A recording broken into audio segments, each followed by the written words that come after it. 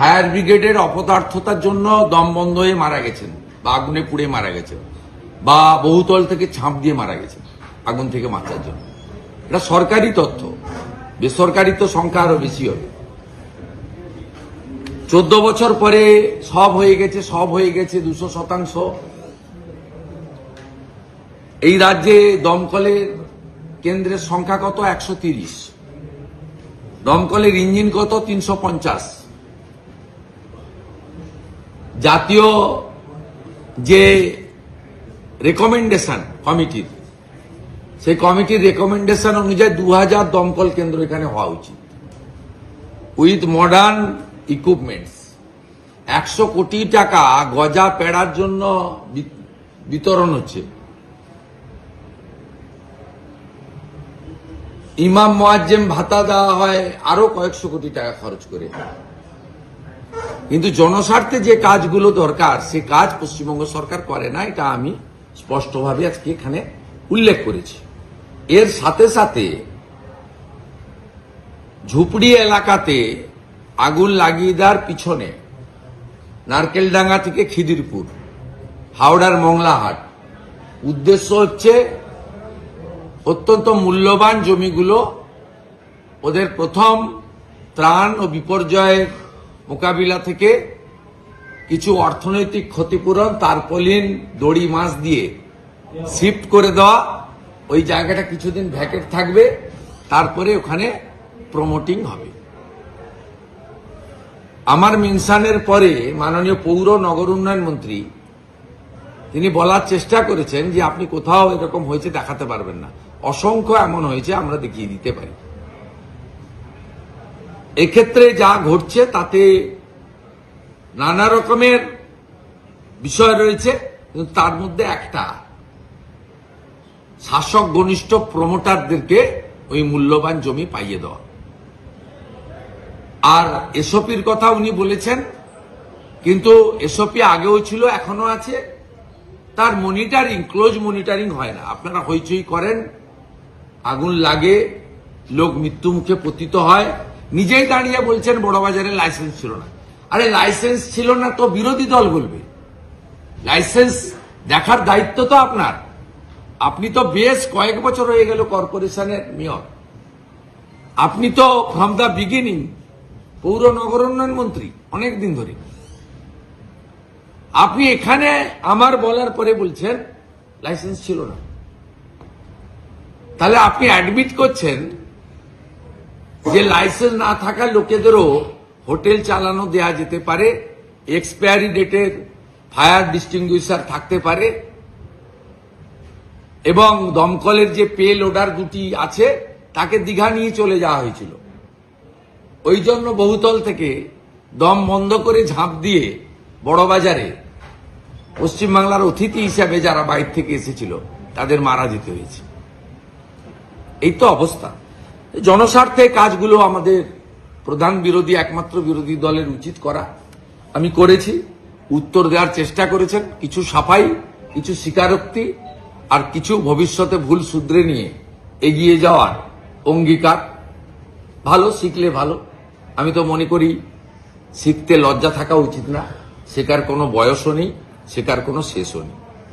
সন্দেশখালী দিয়েছি মাম্পি দাস, ভারতীয় জনতা পার্টির অত্যন্ত লড়াকু নেত্রী। তাকে বলাই ঘোষ ওসি প্রথমে জয়েন করতে বলেছিল। এই যে গত রবিবার মিটিং হয়েছিল, জয়েন কেউ করেনি। একটা সুদেশনা বলে মাননীয় মহিলা একজন জয়েন করেছেন, তিনি তৃণমূলেরই লোক। তার স্বামী ওখানে মুরগির মাংস কাটার দোকান করেন সরকারি জায়গায়, তাকে দিয়ে জয়েন করিয়ে বলা হয়েছে বিজেপি। মাম্পিরা কেউ পরিচিত নন, যারা সন্দেশখালী আন্দোলনের নেত্রীরা যোগ দেননি, তাই ওসি খুব অসম্মানিত হয়েছেন। তাই খুব কায়দা করে তিনি ভিলেজ পুলিশের ফোন থেকে উনি রীতিমতো ধমকেছেন। আমি কলেজ স্ক্রিনশট দিয়ে, নাম্বার তো দিতে পারি না, ওটাকে ইরেজ করে আমি মাম্পি স্টেটমেন্ট দিয়ে সোশ্যাল মিডিয়াতে দিয়েছি। এবং মাম্পিকে আমি পরামর্শ করেছি যে জাতীয় মহিলা কমিশনের কাছে এবং ডিজিপি রাজীব কুমারের কাছে এই বলাই ঘোষের বিরুদ্ধে অভিযোগ করার জন্য। আমি একটু আগে আরেকটি পোস্ট করেছি, সেটা হলো গতকাল থেকে তৃণমূলের ইকোসিস্টেম কালীগঞ্জ বিধানসভা উপনির্বাচনে কেন ক্যামেরার বরাদ্দ কেন পাবে গুজরাটি সংস্থা, এটা নিয়ে খুব চিৎকার চেঁচামেচি সব করছেন। তা আমি সোশ্যাল মিডিয়াতে, এবং এদের ক্যামেরা লাগানো নিয়ে কোনো অবজেকশন নেই, অবজেকশনটা হচ্ছে যে কেন গুজরাটের লোক করবেন এখানে। এটা ই টেন্ডার করে হয়েছে। প্রথমত আমি একটা সোশ্যাল মিডিয়ায় দিয়েছি, আপনাদের রিপিট করছি, যে 1989 ব্যাচের অত্রি ভট্টাচার্য বাঙালি হওয়া সত্ত্বেও তাকে বাদ দিয়ে 1991 ব্যাচের মনোজ পন্থ উত্তরাঞ্চলের অধিবাসী, তাকে আপনি চিফ সেক্রেটারি করার সময় বাঙালি বা বাংলার কথা মনে ছিল না মমতা ব্যানার্জি আর তার ইকোসিস্টেমের?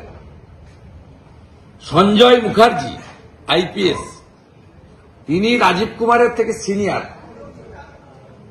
সঞ্জয় মুখার্জিকে বাদ দিয়ে রাজীব কুমারকে ডিজিপি করার সময় বাঙালিদের কথা আপনার মনে ছিল না। তাই এই ধরনের সংকীর্ণতা মানসিকতা, এটা ভারতবর্ষের মধ্যে বৈচিত্র্যের মধ্যে যে ঐক্য, তাকে বাধাপ্রাপ্ত করে। আমরা মনে করি আমরা সবাই ভারতীয়।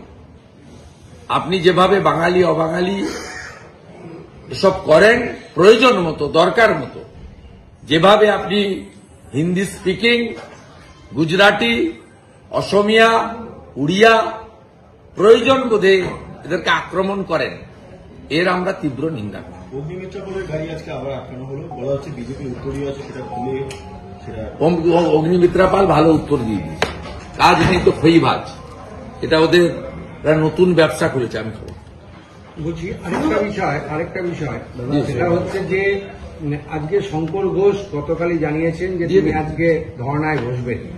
এই যে বিধায়করা তাদের টাকা খরচা করতে পারছেন না, করতে দিচ্ছে না, পাচ্ছে না, মানে দেওয়া হচ্ছে না, এইটাকে আপনি কিভাবে দেখছেন? একজন মানে এটা কি মনোভাব সরকারের? এটা ওরা বুদ্ধবাবু বলে করতেন, উনি না বলে সব প্রশাসনকে দিয়ে করছেন।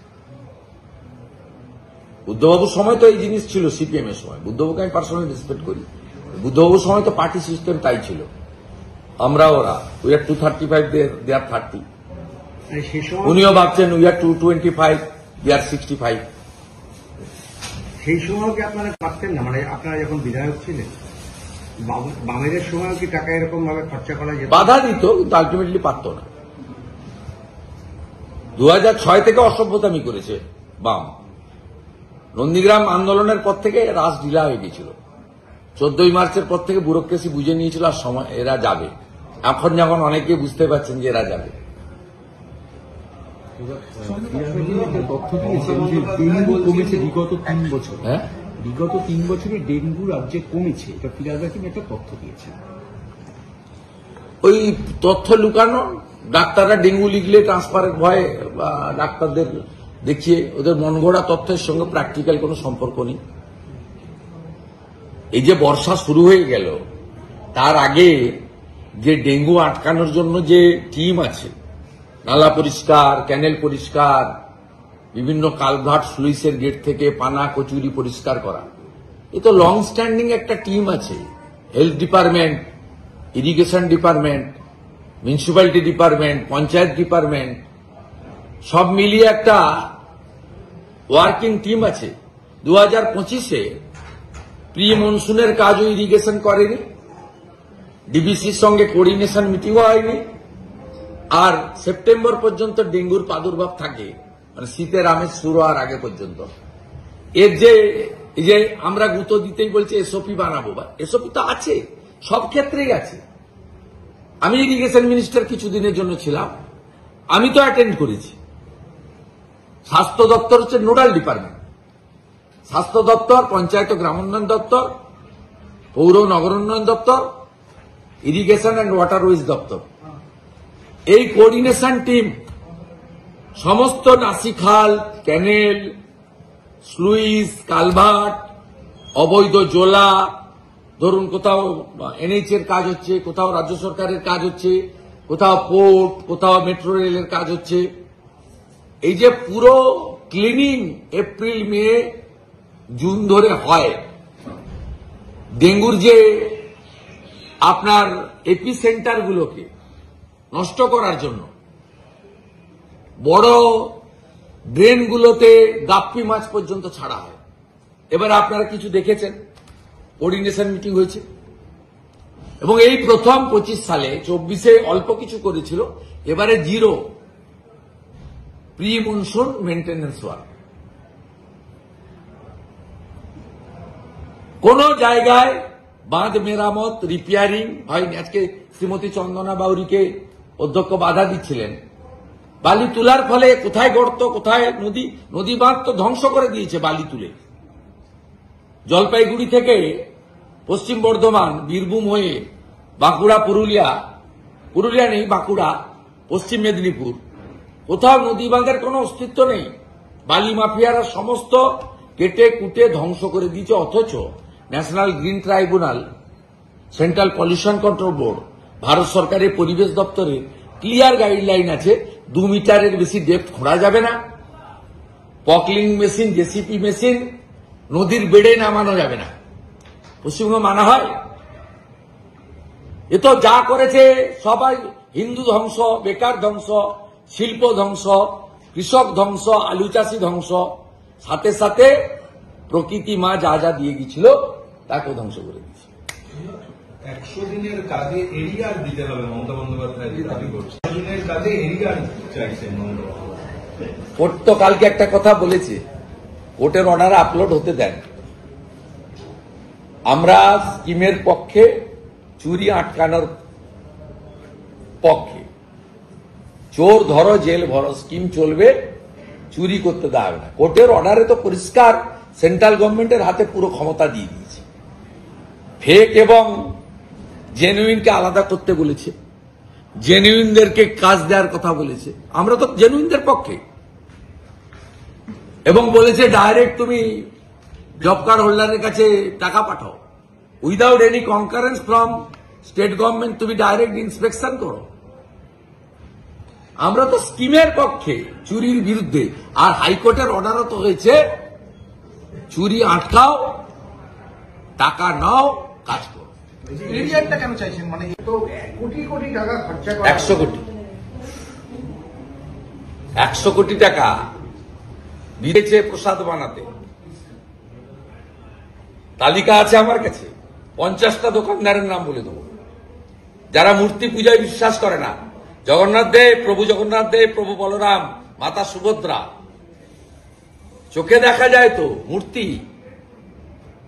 যারা মূর্তি পূজায় বিশ্বাস করে না তারা প্যাকেট বানাইয়ে ওই সুভেনিয়ার ঢুকাচ্ছে জগন্নাথ দেবের মন্দির, তাদের হাত দিয়ে ঢুকাচ্ছে। যারা বাংলাদেশে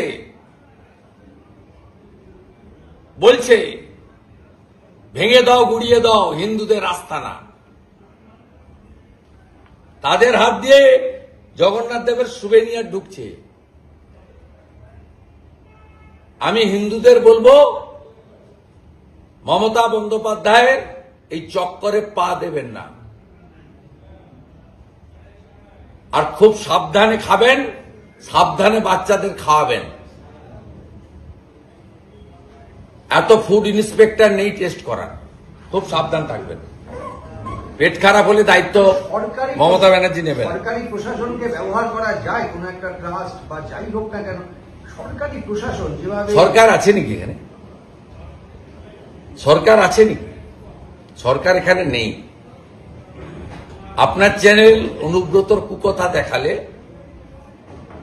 সন্ধ্যে 6টায় নোটিশ আসে, 7টায় হাজির হতে হবে বলে। আপনি যে চ্যানেলকে প্রতিনিধিত্ব করেন, সরকার আছে নাকি? অনুব্রত মণ্ডল বোলপুরের আইসির মাকে, স্ত্রীকে রেপ করবে বলে 5 বার, আর আপনি দেখালে আপনাকে নোটিশ দেওয়া হয়। তবু তো আপনি বিপ বিপ বিপ বিপ করে দেখানো। আমরাও বলতে পারি না, যে ভাষা বলেছে মুখে বলা দায়, কানে শোনা দেয়। উনি তো ডেয়ারিংলি এখানে বলেন humping. What is the actual meaning of humping? The Chief Minister of West Bengal uttered this type of filthy, bad slang language on the floor of the August Assembly, targeting the leader of opposition.